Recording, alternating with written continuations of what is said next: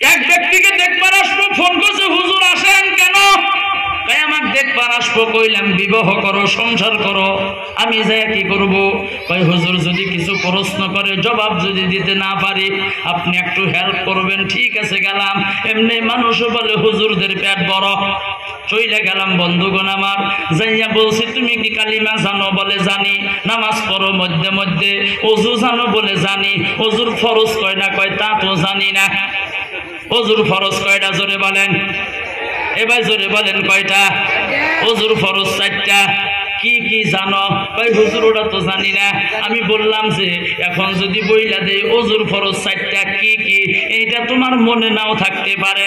যখন প্রশ্ন করব ওযুর ফরজ 4টা কি কি, আমি হাত দুইটা লইয়া মুখের মধ্যে এমন এমন করব, তুমি বলবা 1 নম্বরে মুখ ধোয়া, 1 নম্বরে মুখ ধোয়া।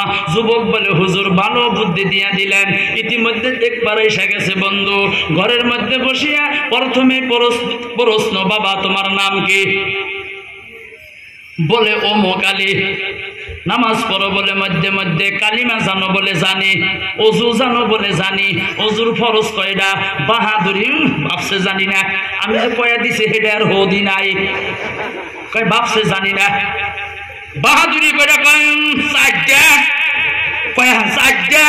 আমি মনে মনে করলাম খালি জিগাইল কি কি তোমার 4টা ছুড়ামুনি।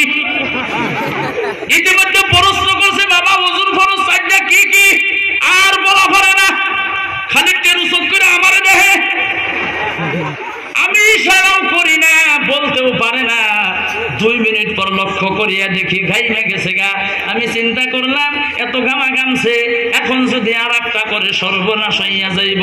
ফট করে হাত দুইটা লইয়া মুখের মধ্যে এমন এমন করলাম। কই হুজুর 1 নম্বরে মুখ ধোয়া, 1 নম্বরে মুখ ধোয়া, 1 নম্বরে মুখ ধোয়া।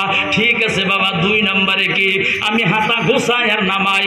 বলে 2 নম্বরে হাত ধোয়া, 2 নম্বরে হাত ধোয়া, 2 নম্বরে হাত ধোয়া। 3 নম্বরে কি? আমি মাথার টুপি খুলি আর লাগাই, বারবার খালি টুপি খুলি আর লাগাই। যারা দেখার জন্য আসছে গো ডাক দিয়া বলে হুজুর বারবার টুপি খোলেন আর লাগান কেন? আমি বললাম মাথা গরম। এ যুবক তো বলা পারে না যে 3 নম্বরে মাথা ধোয়া। যদি বলে মাথা ধোয়া তাহলে তো সারা শরীর ভিজা যাইব। মাথা মুছে করা, সর মুছে করা, এই ভাষা যুবকের জানা নাই।